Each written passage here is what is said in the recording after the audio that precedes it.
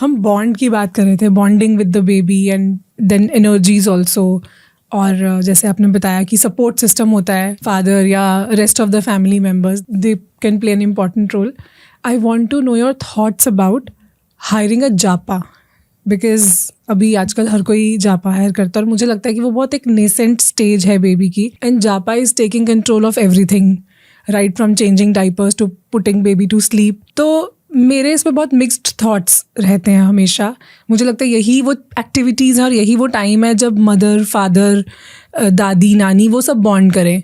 But हमने वो सब एक्टिविटीज़ के लिए अगर आउटसोर्स कर दिया और किसी थर्ड पर्सन को ले आए जिसका कोई इमोशनल कनेक्शन नहीं है उस बच्चे के साथ, वो वहाँ पर as a professional role play करती हैं. However in today's day and as इतना हेल्प भी हमें चाहिए होता है. कई लोग जो सिर्फ कपल्स अकेले रहते हैं, उनके पास सपोर्ट सिस्टम नहीं है, उन्हें एक जापा की नीड होती है. तो what are your views about hiring a japa? Literally what you said, exactly जो आपने बोला है. आपको समझना चाहिए कि आपको ज़रूरत है क्या. वो बहुत एक ब्यूटीफुल फेज है जिसमें आपके बच्चे को आपका टच फील करना है. लेकिन सबके बस के आपको तो मोस्टली पता भी नहीं होगा. आप तो वीडियो देख के समझोगे ना कि नापी कैसे बांधनी है. उस फेज में जापा आपकी हेल्प कर सकती है. लेकिन आपकी मम्मी है, अभी तो पता नहीं कैसे डायपर होंगे, शायद मम्मी ने देखे भी नहीं होंगे कि उस समय वो क्योंकि वो एज गैप और चीजें इतनी ज्यादा इवॉल्व हो चुकी हैं कि उनकी भी जो नॉलेज है वो आज की डेट में उतनी रेलेवेंट नहीं है. ऑब्वियसली बेसिक्स सब चीज़ें ठीक हैं, बट बहुत सारी चीज़ें, बहुत सारे gadgets,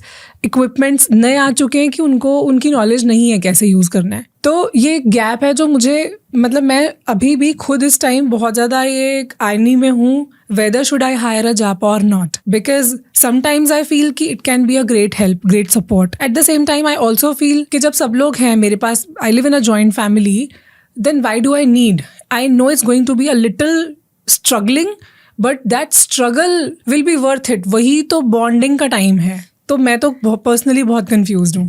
so I am kind of seeking an advice from you. How sweet. Because me and my husband, we both are opposing views. Yes, we have different views. Yes. So he's like कि नहीं, we should have a japa. But मुझे कई बार लगता है हाँ ठीक है, but कई बार मुझे लगता है कि नहीं, we should not. Let's take it as a challenge and will learn it by ourselves. गलतियां करके सीख जाएंगे. सो बेचारा एक्सपेरिमेंट थोड़ी है. So but I get your point. तो इसका जो जवाब है ना, आप चाहे किसी से भी जब एडवाइस लेते हो ना, always take advice in the way कि मुझे सिचुएशन की क्लैरिटी मिले. एडवाइस मिलनी चाहिए आपको सिचुएशन की क्लैरिटी के लिए. Right. That is it.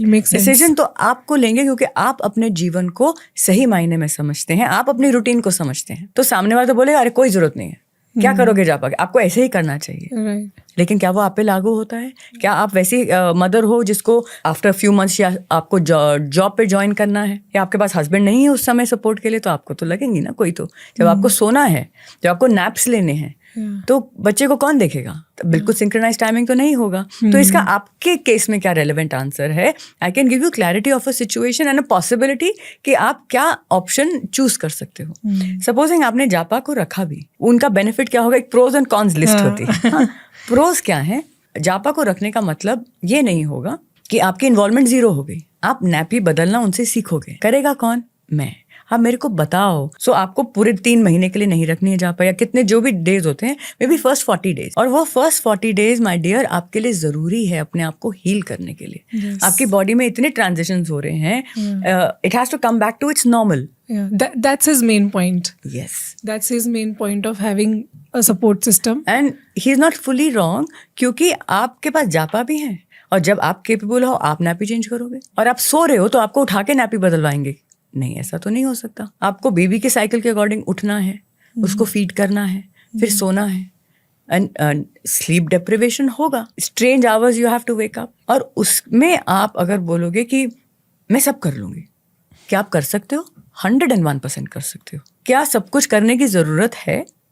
May be not. तो कुछ समय के लिए आप रख सकते हैं. दैट डजंट मीन कि आप डिस्कनेक्ट ना हो जाएं. So mixed approach basically, as a help आप उन्हें अपने साथ 100%. और otherwise as much as you can do and you are willing to do, then it's better that you do it yourself. 100%. Skin to skin contact वो जापा के साथ तो नहीं करेंगे. उनको तो मदर का टच चाहिए ना. Yes, that's what I feel. 100%. तो japa is there, and of course it's not cheap to get a जापा.